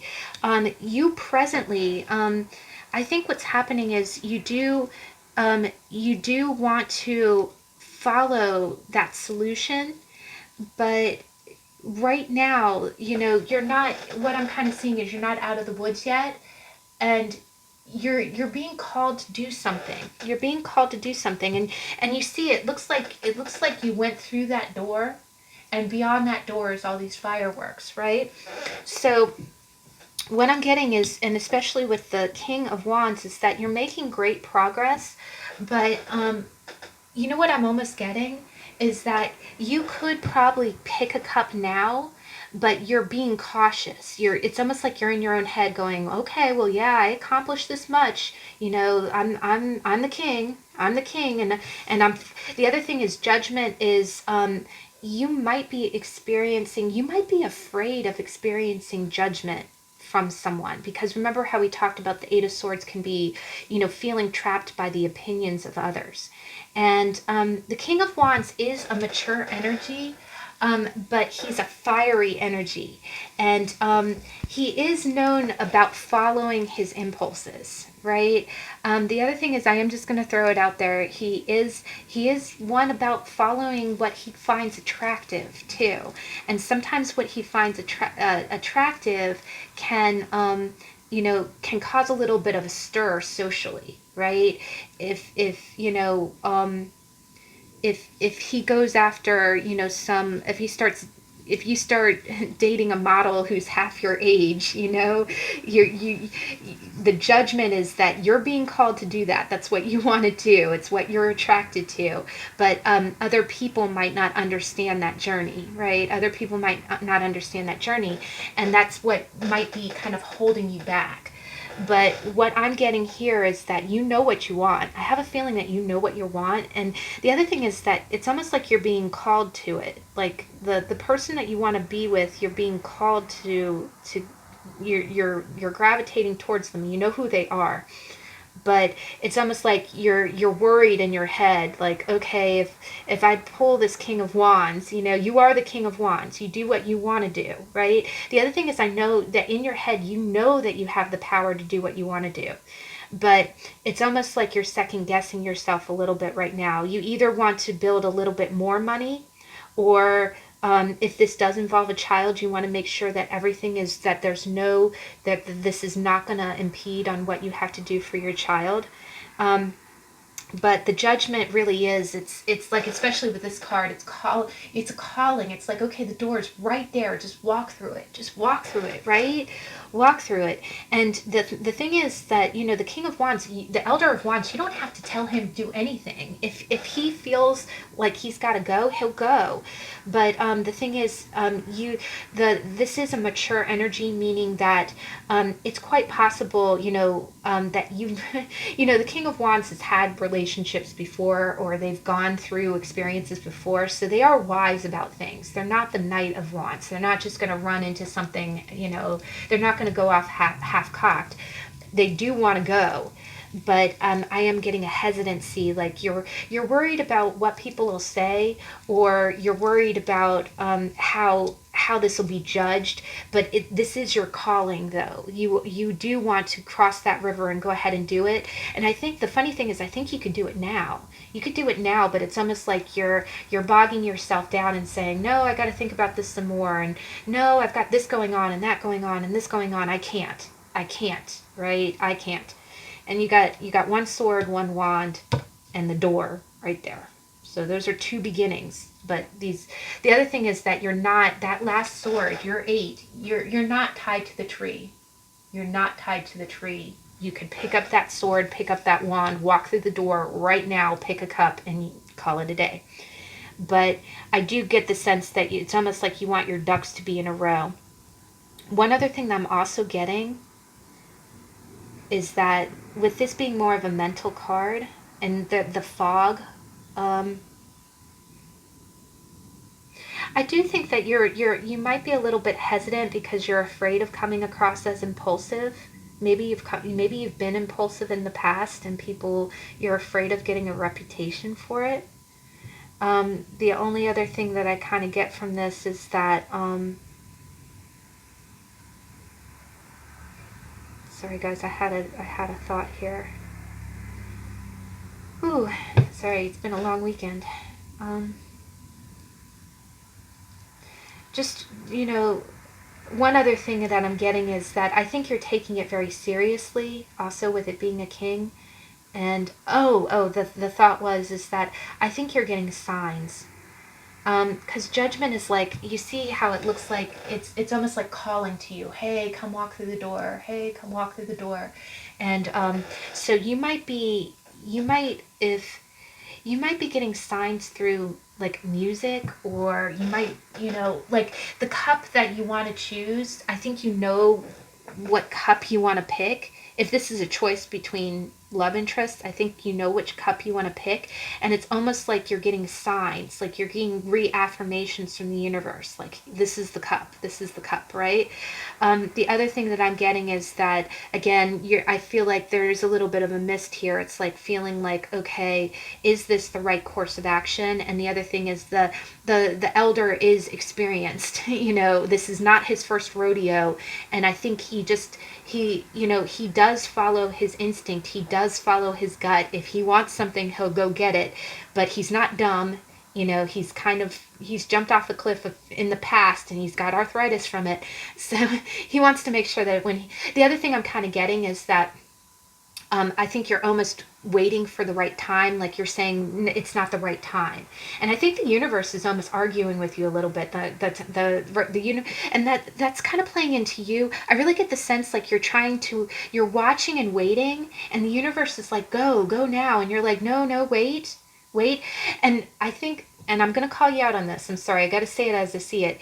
You might be hesitating because the other thing is the elder, all of the wand suit are a little bit of the bachelors and bachelorettes of the zodiac. You like your freedom.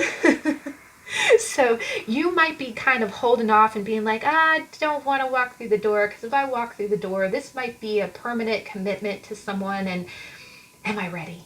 The universe is like, don't make us kick you in the butt. Go through the door. And you're just kind of like, I don't know. And then the universe is like, go through the door.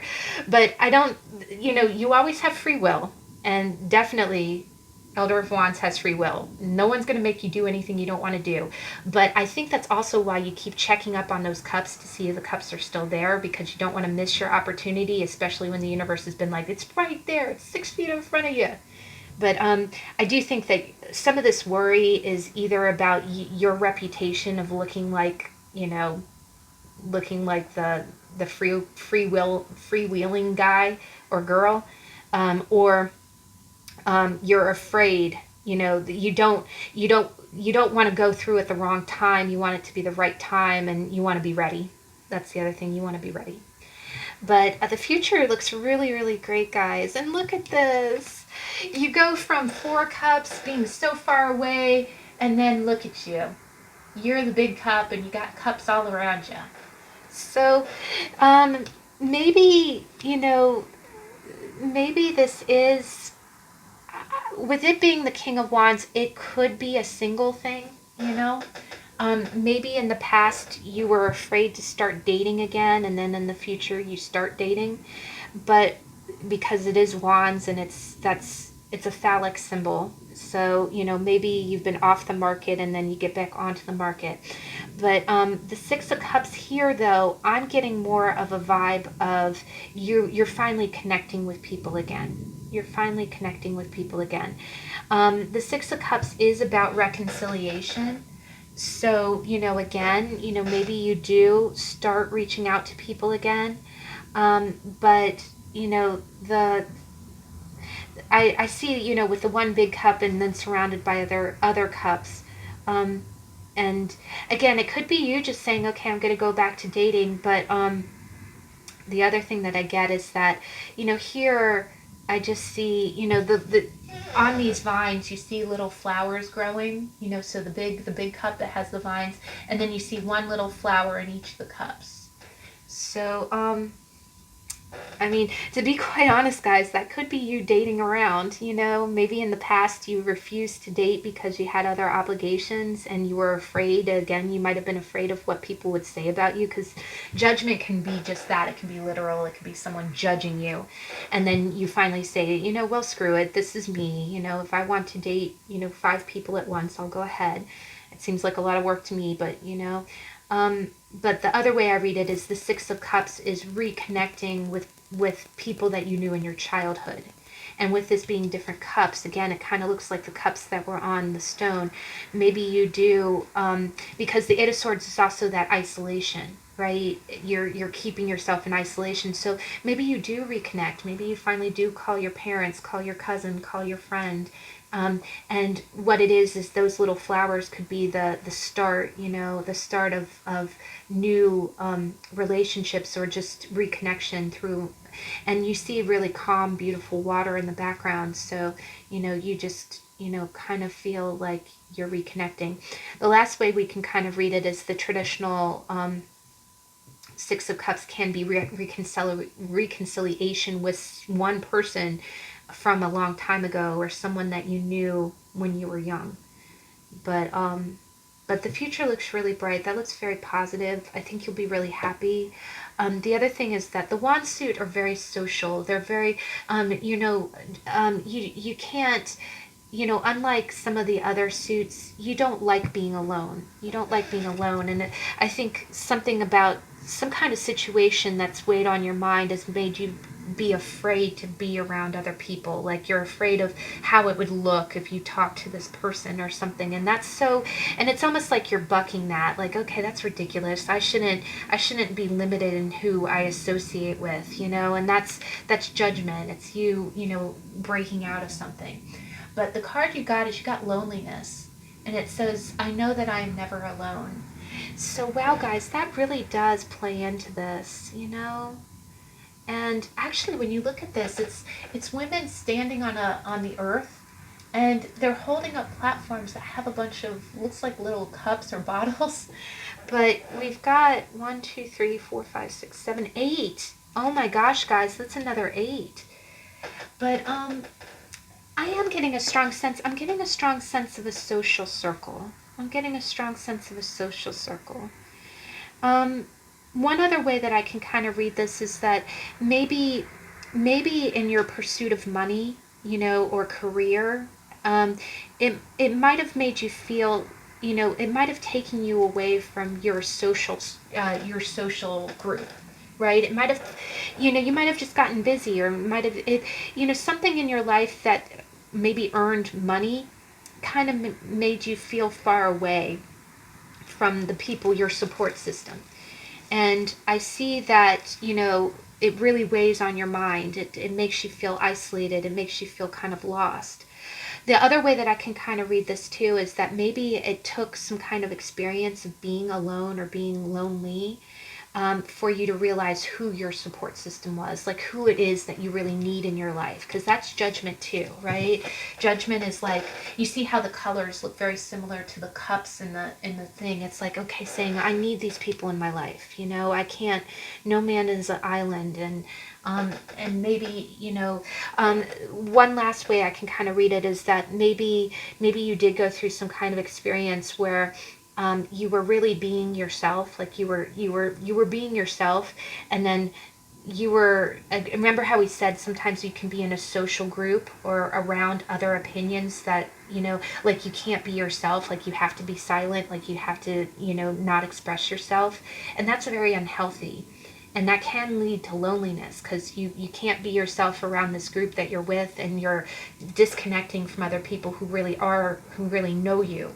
So maybe what you do is you come to the realization, you have the realization, I need to be myself. It's more important for me to be around people that love me and accept me for who I am than it is to, be trapped by any thoughts or opinions from, whatever situation you're in. So you get yourself untrapped, right? You get yourself untrapped, and you say, okay, because in life, people are important. Relationships are really all that we have. I know you see tons of things that say, you can't take it with you, you can't take money with you, you can't take power with you. But what you can take is the connections that you made with people. And I think that you might be realizing that that's the most important thing, and that you are never alone. But wow, guys, oh wow, that was deep. But oh gosh, guys, that was a great read. And as you can see, it's all tarot cards are multifaceted, but that's a real powerful one. And that just talks so much about psychological health. Now, well, I thank you so much for joining me. That concludes our How to Tarot for the day. And if you'd like, we are going to continue this weekend. On Saturday, I post the weekly energy card reading. And what that is you get to pick from 3 tarot or oracle decks, and we'll see what the general energy will be like for the next week. So I hope that you have a good week, and that I'll catch you later. All right, bye.